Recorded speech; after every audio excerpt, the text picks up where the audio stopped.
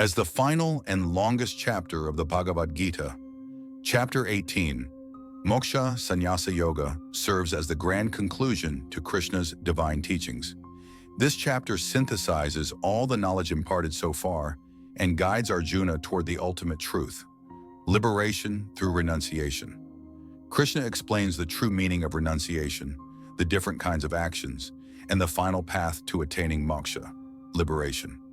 He clears Arjuna's doubts on whether one should abandon all action or engage in righteous duty with detachment. The Lord further classifies knowledge, actions, and even intelligence into three gunas: sattva, goodness; rajas, passion; and tamas, ignorance. And finally declares bhakti, devotion, as the supreme path to liberation. This chapter answers the most fundamental questions about how to live, act, and ultimately attain freedom from suffering and rebirth. Arjuna asks, O Krishna, what is the difference between sannyasa, renunciation, and tyaga, abandonment? Are they the same, or is there a distinction? Krishna replies, Sannyasa means giving up all actions that are rooted in personal desire, while Tyaga means giving up the attachment to the results of actions.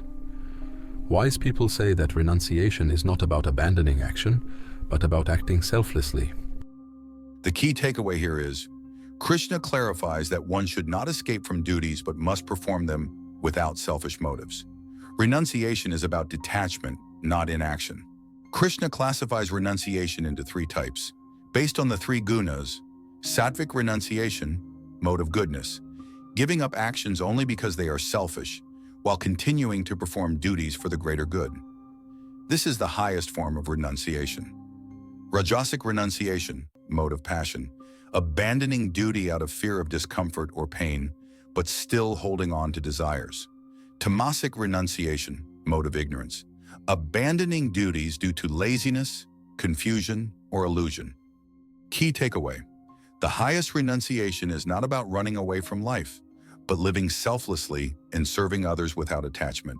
Krishna explains that every action, knowledge, and intelligence can be classified based on the three gunas, three types of knowledge. Sattvic knowledge sees the one divine presence in all beings. Rajasic knowledge views everything as separate and divided. Tamasic knowledge clings to falsehood and remains narrow-minded. Three types of action, karma. Sattvic action, done with selflessness, devotion, and detachment. Rajasic action, done with expectation of reward and recognition. Tamasic action, done without thinking, out of ignorance or harm. Three types of intelligence. Sattvic intelligence, knows right from wrong, understands self-discipline. Rajasic intelligence, confused between good and bad, seeks self-interest. Tamasic intelligence, misguided, sees truth as falsehood, and vice versa. Key takeaway: the path to wisdom is developing sattvic qualities, which lead to self-realization and liberation. Krishna explains that society is naturally divided into four types of people: varnas, based on qualities and actions; Brahmins, teachers, priests, governed by wisdom, patience, and self-control; Kshatriyas, warriors, rulers, strong, courageous, and responsible for protection; Vaishyas, traders, farmers, skilled in commerce, economy, and sustenance; Shudras, workers, servants, those engaged in service and labor. Krishna emphasizes that one's varna is not determined by birth, but by one's qualities and actions. Key takeaway: fulfilling one's own duty, svadharma, sincerely is the highest path to self-growth. Krishna now summarizes the entire Bhagavad Gita, revealing the most important teaching. Bhakti, devotion, is the supreme path. He declares that surrendering to God with love and devotion is the surest way to liberation.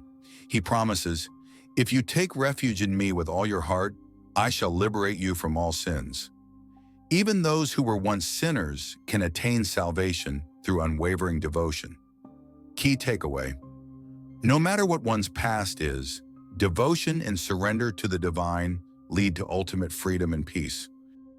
Krishna now gives Arjuna the final choice. I have given you the deepest wisdom. Now reflect upon it and decide for yourself. But before concluding, Krishna reveals the greatest secret. Give up all other paths and simply surrender unto me. I shall free you from all sins and fears. Do not grieve.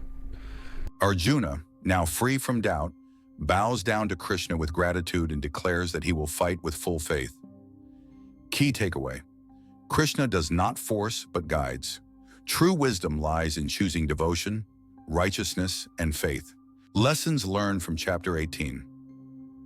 1. Renunciation is not about abandoning action, but about performing duty without selfishness.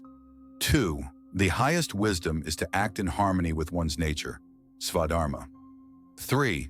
The three gunas influence our actions, thoughts, and knowledge.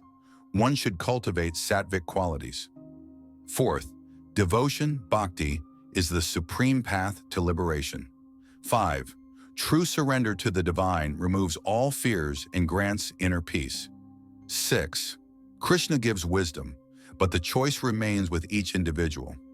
If this chapter resonated with you, don't forget to like, share, and subscribe for more deep insights from the Bhagavad Gita.